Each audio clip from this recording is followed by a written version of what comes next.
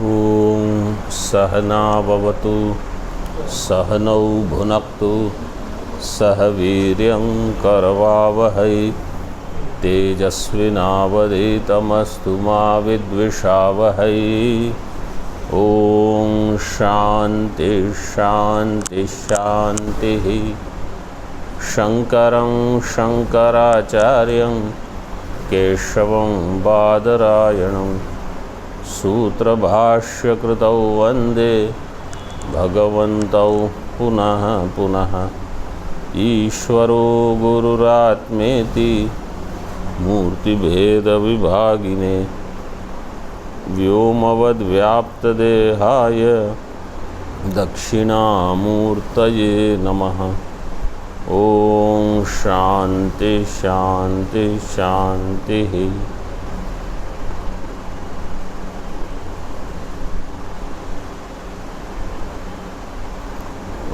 This doesn't have anything. This doesn't have sim. This doesn't have anything.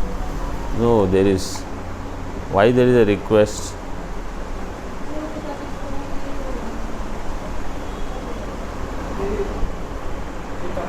Om.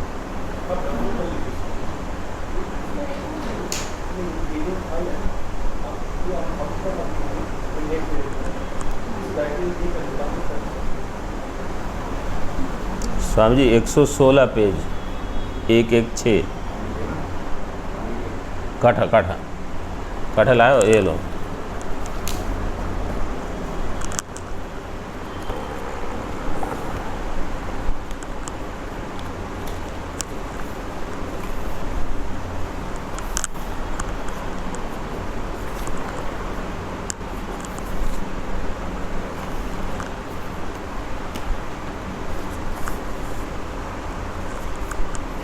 Mandu के अनध्याय के दिन चलाते हैं, अध्याय वाले दिन। वैसे वही लोग अध्याय के दिन भी सुनते हैं, अनध्याय के दिन भी वही लोग होते हैं, थोड़े एक दो इधर उधर होते हैं। 116 पृष्ठ पर तीसरा मंत्र भाष्य देखना है ना। हाँ, भयादस्याग्निस्तपति, उसका भाष्य देखो। भयाद भीत्या मिला, भीत्या अस्य परमेश्वरस्य अग्निस्तपति।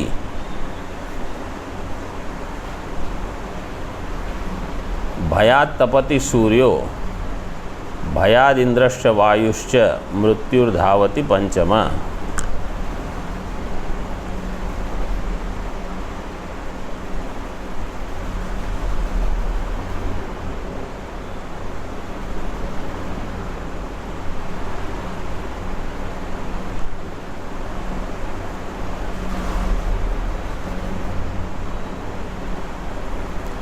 भय से, परमात्मा के भय से 5 देवताओं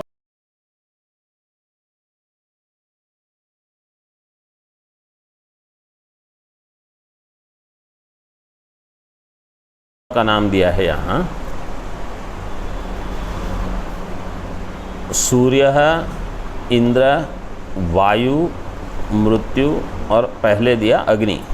अग्नि, सूर्य, इंद्र, वायु, मृत्यु, मतलब इनको कहा जाता है अधिकारी, अधिकारी पुरुष। हमारे ब्रह्मसूत्र में ऐसे नाम दिया है देवताओं के लिए। जैसे आश्रम चलाने के लिए कोठारी, मंत्री, भंडारी, संतरी सब रहते हैं। संतरी मतलब सेक्रेटरी जैसा, कोषाध्यक्ष। परमात्मा के भय से सब काम करते हैं। नहीं ईश्वराणाम लोकपालानाम समर्थानाम सताम नियंता चेत वज्रोद्यत करवन न स्यात् स्वामी भयभीतानामिव वृत्त्यानाम नियता प्रवृत्तिरुपपद्यते। ये सब कैसे हैं? समर्थ है, इसके लिए उनको भी नाम दे दिया ईश्वर। ईश्वराणाम लोकपालानाम समर्थानाम, मतलब बहुत कुछ करने में ये समर्थ है। अग्नि, सूर्य, इंद्र, वायु सब।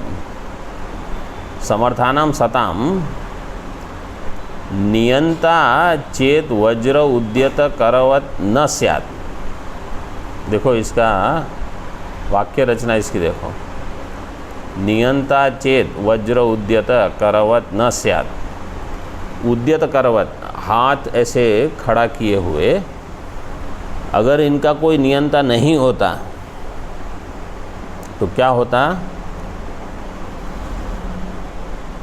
स्वामी भयभीतानाम इव वृत्त्यानाम नियता प्रवृत्ति ही न उपपद्यते। न पहले जो न है वो इसका अन्वय इसके साथ होगा। वाक्य के आरंभ में जो न है उसका अन्वय यहाँ होगा।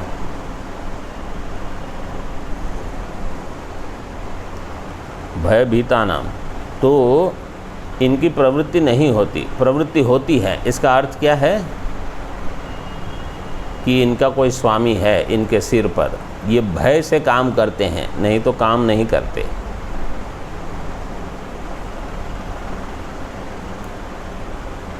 आगे देखो टीका में, सूर्यादीनां नियत प्रवृत्ति अनुपपत्त्या नियामकत्वेन संभावितं यत् पारमेश्वरं रूपं तदवगमायैव इह यत्नः कर्तव्यः इत्याह। सूर्यादीनां नियत प्रवृत्ति अनुपपत्त्या, ये क्या, कौन सा प्रमाण है? अर्थापत्ति प्रमाण। जब अनुपपत्ति देते हैं ना, अर्थापत्ति का ही एक नाम है अनुपपत्ति। जैसे हमारा दृष्टांत क्या है? रात्रि भोजनम विना देवदत्तस्य पीनत्वम अनुपपन्नम। रात्रि भोजनम विना मतलब आपको मान के लेना है कि दिवा अभुंजानस्य, दिन में तो नहीं खाता हो, तो यहाँ जाता है वहाँ जाता है कुछ करता है, और रात को अगर नहीं खाता तो मोटा नहीं होता। तो दिवा अभुंजानस्य देवदत्तस्य रात्रि भोजनम विना पीनत्वम अनुपपन्नम। पीनत्व अनुपपत्त्या रात्रि भोजन कल्पनम। अगर ये रात को नहीं खाता तो मोटा नहीं होता, इसका मोटापन तो प्रत्यक्ष है, दिख रहा है, इसलिए रात को भोजन करता होगा। दूसरा दृष्टांत इसमें देते हैं, जैसे रात्रि को वर्षा हुई समझो, दिन में सब गीला है, तो सब कुछ गीला है, तो कोई सुबह सुबह जल छाड़ने तो आया नहीं है, तो अगर सब गीला है तो जरूर रात्रि में वर्षा हुई होगी। ये है अर्थापत्ति।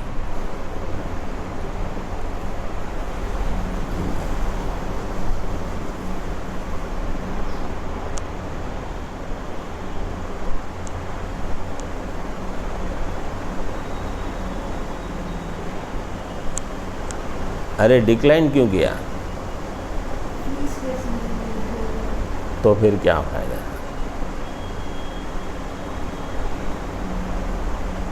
ओके करो।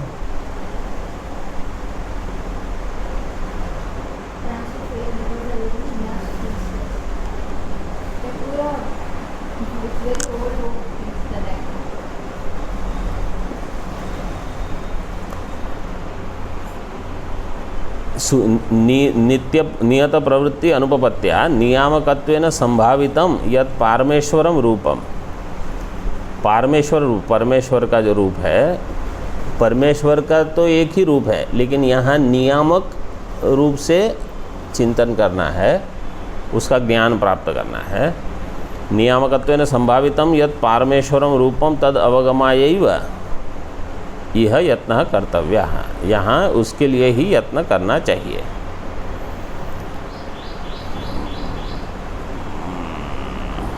मंत्र देखो, इह चेदशकद्बोद्धुम प्राक्शरीरस्य विस्रसः ततः सर्गेषु लोकेषु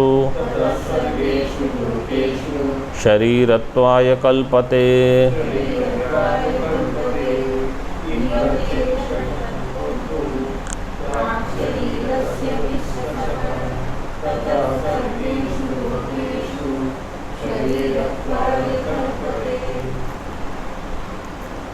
इह बोद्धुम अशकत चेत, इस शरीर में, इस लोक में अगर ज्ञान प्राप्त नहीं हुआ, बोद्धुम अशकत, अशकत अशक्य, अगर इस शरीर में ज्ञान नहीं हुआ, ज्ञान कब होना चाहिए? प्राक शरीरस्य विश्रसः, इह लोके शरीरस्य विश्रसः प्राक, विश्रसः मतलब इसका नाश हो जाना, मतलब इसके सारे अवयव अलग हो जाएंगे, इसको कहते हैं नाश। शरीरस्य विश्रसः प्राक बोद्धुम अशकत चेत, तो क्या होगा? ततः सर्गेषु लोकेषु शरीरत्वाय कल्पते, तो सर्गेषु लोकेषु अगला जो सर्ग उत्पत्ति है उसमें फिर से इनको शरीर मिल जाएगा, मतलब इनको फिर से जन्म मिलेगा, फिर जन्म मरण इनका चक्कर चलता रहेगा।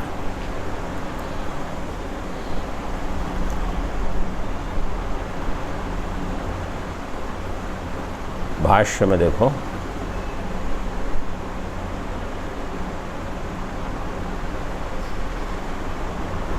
पहले टीका की पंक्ति देख लो।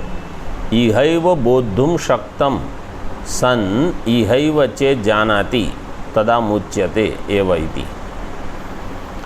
इहैव बोद्धुम शक्तम सन, यहीं पर ज्ञान प्राप्त करने के लिए अगर वो समर्थ है, शक्तम मतलब समर्थ है, तो क्या होगा? इहैव चेत् जानाति, अगर यहाँ ज्ञान हो गया तदा मुच्यते, फिर तो मुक्त हो जाएगा।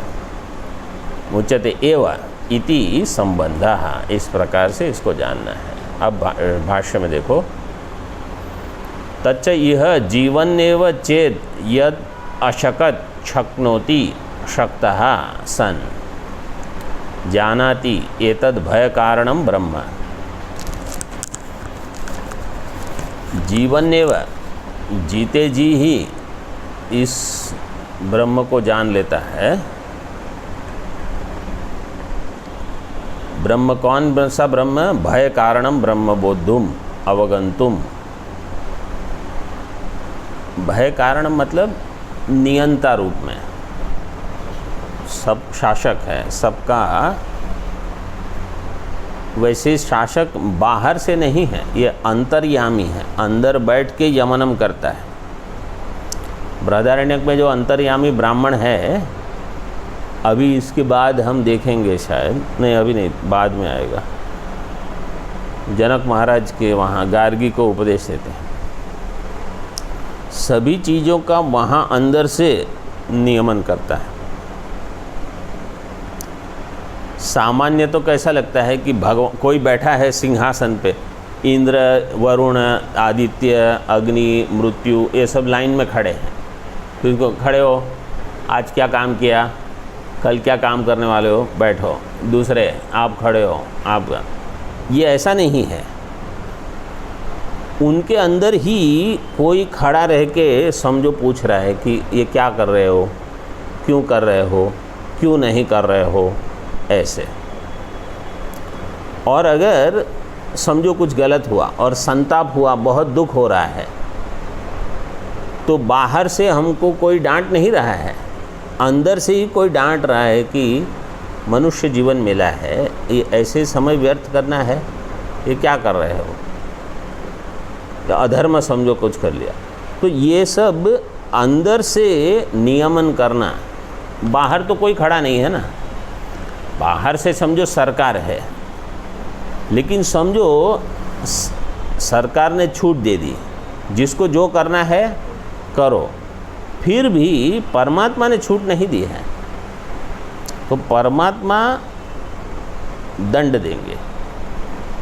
तो ये है भय कारण, मतलब अंतर्यामी, उनको जानना है ऐसे। भय कारणम ब्रह्म बोद्धुम अवगंतुम प्राक पूर्वम शरीरस्य विस्रसः, विस्रसः अवस्रंसनात् पतनात्। विस्रस मतलब पतन।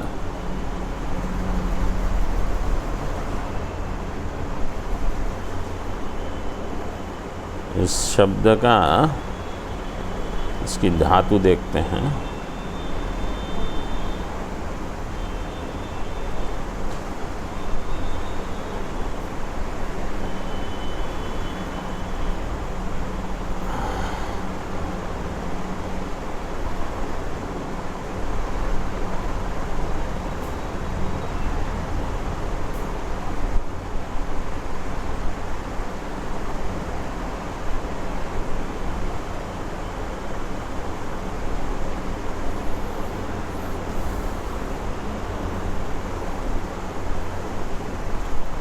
स्रस धातु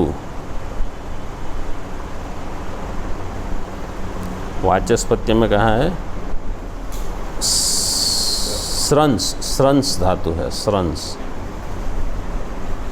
इसमें स्वार्थ में क प्रत्यय लग के स्रस होगा, विस्रस, भी उपसर्ग है।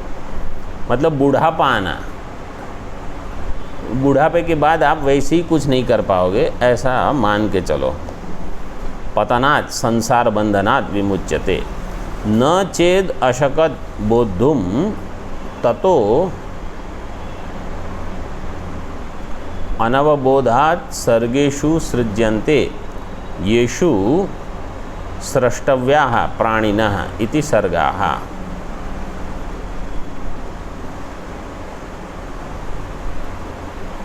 न चेत अशकत बोद्धुम, बोद्धुम अशकत, अशकत में शक्य, बोद्धुम अशकत न चेत, अगर ज्ञान प्राप्त नहीं हुआ, शक्य नहीं है, तो क्या होगा? ततः अनवबोधात् सर्गेषु सृज्यन्ते येषु सृष्टव्याः प्राणिनः इति सर्गाः। पृथिव्यादयो लोकास्तेषु सर्गेषु लोकेषु शरीरत्वाय शरीरभावाय कल्पते समर्थो भवति। शरीरम गृह्णाति इत्यर्थः है। सर्गेषु लोकेषु, ज्ञान प्राप्त नहीं हुआ तो क्या होगा? सर्गेषु, सर्गेषु मतलब येषु स्रष्टव्याः प्राणिनः सृज्यन्ते इति सर्गः, जिसमें प्राणियों की उत्पत्ति होती है, पृथ्वी आदि लोकों की उत्पत्ति होती है। पृथ्व्यादय लोकाः सृज्यन्ते, इसको कहा गया सर्ग। सर्ग मतलब सृष्टि। इसको भागवत जी में क्या कहा? सर्ग है तृतीय स्कंद और विसर्ग है चतुर्थ स्कंद। ऐसे तत्र सर्गो विसर्गश्च स्थानं पोषणम ऊतयः मनमंतरेशानुकथा निरोधो मुक्तिराश्रयः। ये 12 स्कंद के विषय बता दिए थे। सर्ग, विसर्ग, स्थानम, पोषणम, ऊति मतलब कर्म वासना, इस प्रकार से। तेषु सर्गेषु लोकेषु शरीरत्वाय शरीर भावाय कल्पते समर्थो भवति। शरीर प्राप्त करने के लिए वो समर्थ है, मतलब उसको वहाँ विकल्प ही नहीं है, आपको शरीर मिलेगा ही मिलेगा। ये जो हमारा शरीर है ना, ये स्थूल पंचमहाभूत का है। इसके अंदर होता है एक सूक्ष्म पंचमहाभूत। ये जीव जब ये शरीर छोड़ के जाएगा और अगर उसको मुक्ति नहीं मिली है तो अगले शरीर का जो घाट वगैरह होगा, मतलब जैसा रूप होगा, उसका पंच महाभूत का जैसा रूप जो है, उसके लिए पंच महाभूत वो यहाँ से लेके जाएगा, इस शरीर से जो भी यहाँ जो भी उपलब्ध है, लेकिन उसका सूक्ष्म रूप होगा। स्थूल पंच महाभूत का सूक्ष्म रूप, ये हमने विचार किया था। कब विचार किया था याद है?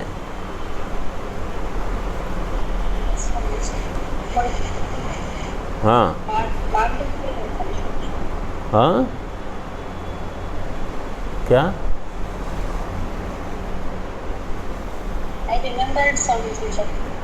हाँ, ये विचार हुआ था इंद्रियेभ्य पराह्यर्थः अर्थेभ्यश्च परम। उसमें देखना आप भाष्य में भूत सूक्ष्म शब्द है, भूत सूक्ष्म। तब मैंने बताया था सूक्ष्म भूत, भूत सूक्ष्म, ये दो अलग अलग हैं। तो वहाँ भूत सूक्ष्म जो है उसको सूक्ष्म भूत मानना है, और भूत सूक्ष्म का जो अर्थ है वो ब्रह्मसूत्र तृतीय अध्याय प्रथम पाद के प्रथम अधिकरण में, रमहति अधिकरण में दिया है। वो जो बृहदारण्यक में भी है, बृहदारण्यक में 6ठे अध्याय में है। मतलब ज़्यादा ये चिंता करने की ज़रूरत नहीं है। चिंता ये करने की ज़रूरत है कि मुझे ये स्थूल पंच महाभूत इकट्ठा करके आगे जाना है कि यहीं पे छोड़ना है सब, बस वो महत्वपूर्ण है। तस्मात् शरीर विसंसनात् प्राग आत्मबोधाय यत्न आस्थेय। इसलिए शरीर का विसंसन मतलब इसका सब एक एक अवयव यहाँ वहाँ ढीले हो जाए, मतलब अंगम गलितम पलितम मुंडम दशन विहीनम जातम तुंडम, ये हाल हो जाए।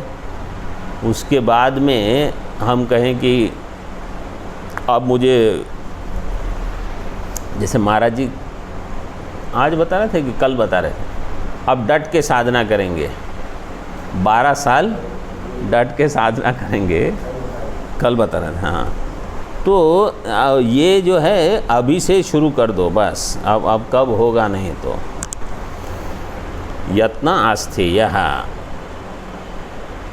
आत्मबोधाय यत्न आस्थेय, आत्मबोध के लिए प्रयत्न करो बस।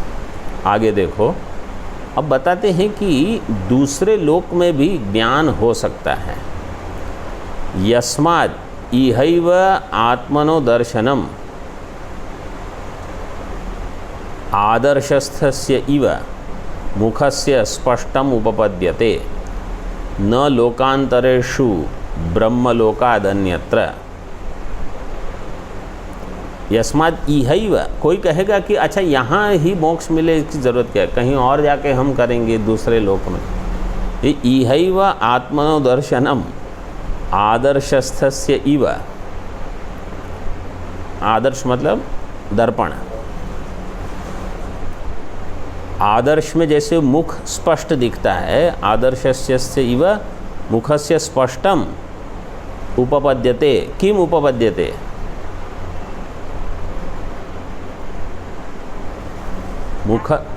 मुखस्य स्पष्टम उपपद्यते किम?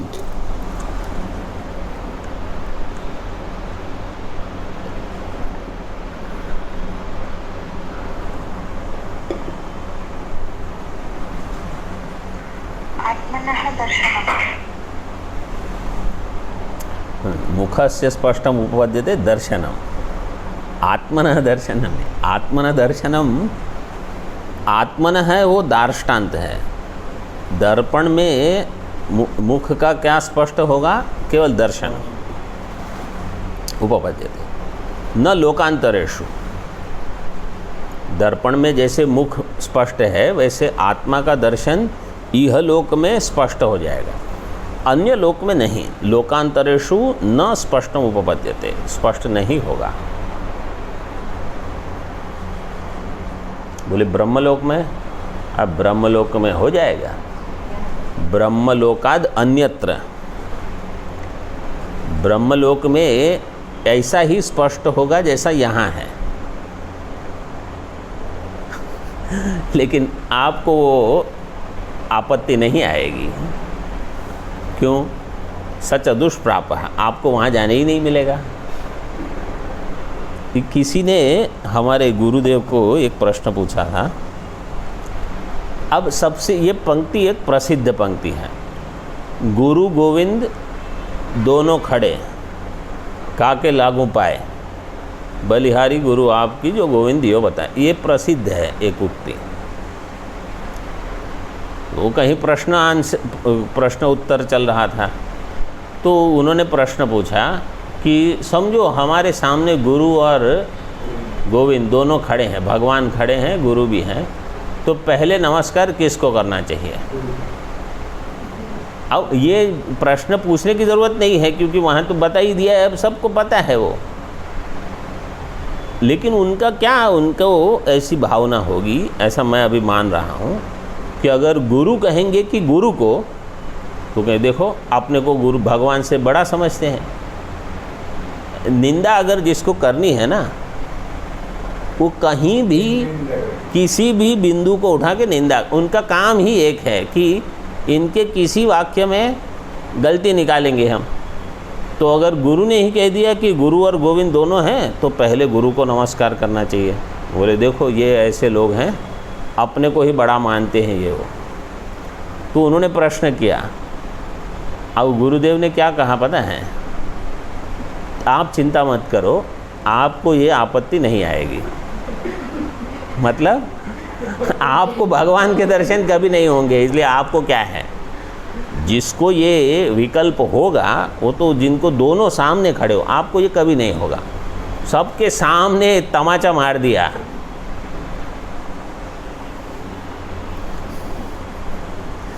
फिर सब शांत हो गए, चुप थोड़ी देर, फिर कहा आप अगर ऐसे ही नौबत आए तो जिसको भी नमस्कार करो दोनों एक ही रहेंगे, तब भेद नहीं रहेगा। ऐसे करके उनको समझा दिया। मतलब कोई कहेगा कि मुझे पृथ्वी लोक में ब्रह्म ज्ञान नहीं चाहिए, ब्रह्म लोक में, तो पहला उत्तर तो यही है कि आपको समस्या नहीं आएगी, क्योंकि आप ब्रह्मलोक जाओगे ही नहीं, सच दुष्प्राप है। फिर क्या करना चाहिए? बोले पृथ्वी लोक पे ही ज्ञान प्राप्त करो। यथादर्शे तथात्मनि, यथा स्वप्ने तथा पितृलोके, यथाप्सु परिव ददृशे, तथा गंधर्वलोके, छाया तपयोरिव ब्रह्मलोके, तथा दर्श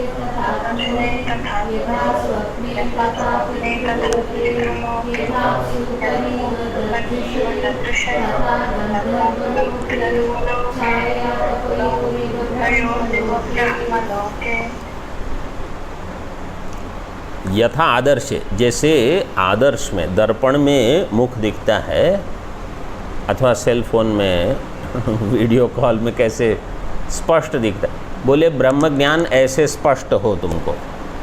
कहाँ? आत्मनि। आत्मनि मतलब यहाँ आत्मा का अर्थ है इस लोक में, हाँ, पृथ्वी लोक। यहाँ आत्मा से कोई आत्मा नहीं लेना। यथा आदर्शे तथा आत्मनि ब्रह्म ज्ञानम भवति, इतना स्पष्ट ब्रह्म ज्ञानम हो। और जितना सेल फोन में बढ़िया कैमरा होगा उतना स्पष्ट आएगा, ऐसा बोलते। जिसे दर्पण में लेकिन कैसा है, ऐसे ही स्पष्ट ज्ञान हो जाता है बिना किसी कैमरा के, है ना।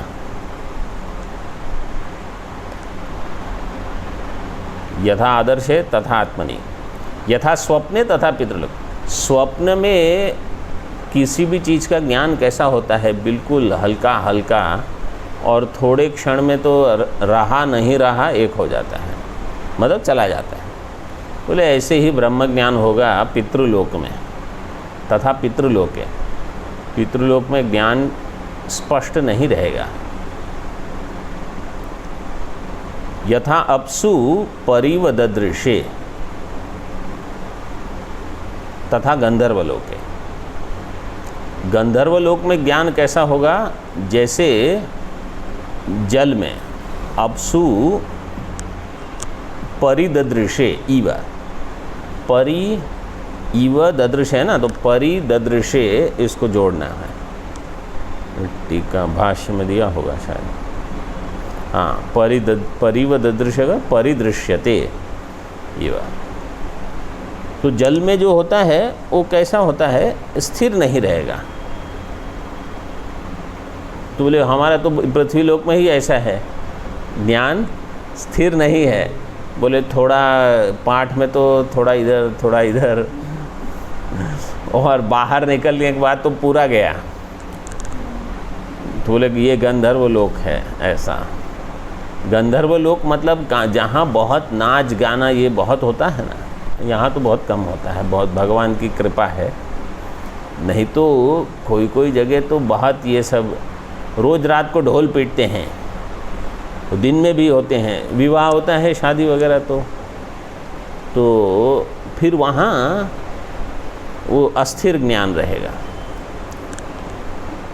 इसका अर्थ ऐसे समझ लो, जहाँ भोग होते हैं ना वहाँ ज्ञान हो भी जाए लेकिन रहेगा नहीं वो, क्योंकि भोग में फिर से मन भोक्तृत्व बढ़ जाएगा। और छाया तपयोरी व ब्रह्मलोक, ब्रह्मलोक में ज्ञान कैसे होगा? बिल्कुल स्पष्ट, जैसे अंधकार और प्रकाश, ये इनमें कितना स्पष्ट भेद है। मतलब आप कभी अंधकार को प्रकाश नहीं मानोगे, प्रकाश को अंधकार नहीं मानोगे, इतना, जिसको हम अंग्रेजी में ब्लैक एंड वाइट, वैसा ज्ञान हो जाएगा। लेकिन ब्रह्मलोक में जाना ही कठिन है। बहुत कर्म उपासना, बहुत शुद्धि हो तब तो कहीं नंबर लगेगा। यहाँ तो आप पहले से हो, मनुष्य लोक में हम अभी से ही हैं, तो बस मेहनत करो। भाष्य में देखो, यथा आदर्शे प्रतिबिंब भूतम आत्मानं पश्यति लोको अत्यंत विविक्तम तथा इहात्मनि स्वबुद्धौ आदर्शवन निर्मलीभूतायाम। आदर्शे प्रतिबिंब भूतम आत्मानं पश्यति लोकः अत्यंत विविक्तम, बिल्कुल स्पष्ट। मतलब जैसे दर्पण में मैं हूँ, ये रुद्राक्ष माला है, ये स्फटिक माला है, ये पीछे कुर्सी है, कितना स्पष्ट दिखता है। बोले ऐसे ही स्पष्ट आपको ज्ञान हो जाएगा पृथ्वीलोक में ब्रह्म का, जिसको हम कहते हैं करतल आमलकवत। तथा ये आत्मनि स्वबुद्धौ, अच्छा यहाँ आत्मा से हमारी ही बुद्धि में। भाष्यकार कमाल है। देखो यहाँ इसको मंत्र में देखो, पितृलोके, गंधर्वलोके, ब्रह्मलोके, ये तीन का अर्थ तो लोक है, ठीक है। स्वप्न सदृश ज्ञान होगा पितृलोक में, अपसु सदृश ज्ञान होगा गंधर्वलोक में, छाया तप जैसा ज्ञान होगा ब्रह्मलोक में। तो आदर्श में ज्ञान कहाँ होगा? तो वहाँ लोक का नाम होना चाहिए ना, पितृलोक, गंधर्वलोक, ब्रह्मलोक। तो चतुर्थ विकल्प जो है पहला वाला, वहाँ भी लोक का नाम होना चाहिए। भाष्यकार ने आत्मनि का अर्थ वहाँ अपनी बुद्धि कर दिया, स्वबुद्धौ, मतलब इस लोक में हमारी बुद्धि जो है उसमें, ऐसे समझना। वैसे तो पृथ्वी लोक में जहाँ हम हैं वहाँ बुद्धि तो सभी लोक में रहेगी। पितृलोक में जाएंगे तो भी बुद्धि होगी, गंधर्वलोक में भी बुद्धि होगी, ब्रह्मलोक ज्ञान होगा तो कहाँ होगा? बुद्धि में ही होगा, चाहे पृथ्वी लोक में हो चाहे पितृलोक में। नाक में ज्ञान होता है क्या? कान में ज्ञान कहाँ होगा? बुद्धि में ही होगा। तो यहाँ यह मतलब यह लोक में आत्मनि स्वबुद्धौ ऐसे बता दिया। आदर्शवन निर्मलीभूतायाम, जब बुद्धि कैसी होगी? आदर्श के जैसी निर्मल। निर्मलीभूतायाम विविक्तम आत्मनो दर्शनम भवति इत्यर्थः। यथा स्वप्ने, जैसे स्वप्न में, अविविक्तम जागृत वासनोद्भूतम तथा पितृलोके अविविक्तम एवं दर्शनम आत्मनः। क्यों? कर्म फल उपभोगासक्तत्वात्। पितृलोक में भी बहुत भोग होते हैं, तो वहाँ भोग में रत होने से अविविक्त ज्ञान होगा। अविविक्त ज्ञान को लेके क्या करना है? आत्मा और अनात्मा को मिला हुआ ज्ञान हो तो क्या लाभ है? कुछ नहीं। जागृत वासनोद्भूतम तथा पितृलोके अविविक्तम एव दर्शनम आत्मनः। यथा च अपसु अविभक्त अवयवम आत्मरूपम परिव परिदृश्यते इव तथा गंधर्वलोके अविविक्तम एवं दर्शनम आत्मनः। और जल में भी जो ज्ञान होगा वो कैसे होगा? अविविक्त होगा। अविभक्त अवयवम आत्मरूपम मतलब स्पष्ट नहीं होगा ये अलग है ये अलग है, ऐसे नहीं होगा। तथा गंधर्वलोके अविविक्तम एवं दर्शनम आत्मनः। एवं च लोकांतरेषु अपि, यहाँ तो 3 दिए हैं, बोले बाकी सब लोक में भी हो सकता है। शास्त्र प्रामाण्याद अवगम्यते। छाया तपयो रिव अत्यंत विविक्तम ब्रह्मलोके एवं एकस्मिन्। ब्रह्मलोक में छाया तपयो रिव अत्यंत विविक्तम ऐसे ज्ञान हो जाएगा।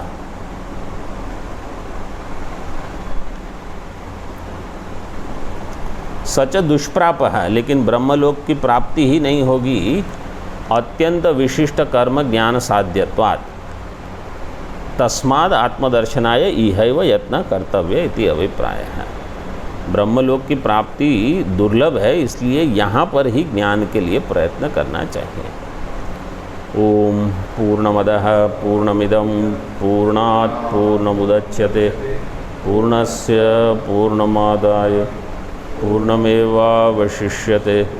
ओम शांति शांति शांति। शंकरं शंकराचार्यं केशवं बादरायणं सूत्रभाष्यकृतौ वन्दे भगवन्तौ पुनः पुनः। ईश्वरो गुरुरात्मेति मूर्तिभेदविभागिने व्योमवद्व्याप्तदेहाय दक्षिणामूर्तये नमः। ओम शांति शांति शांति।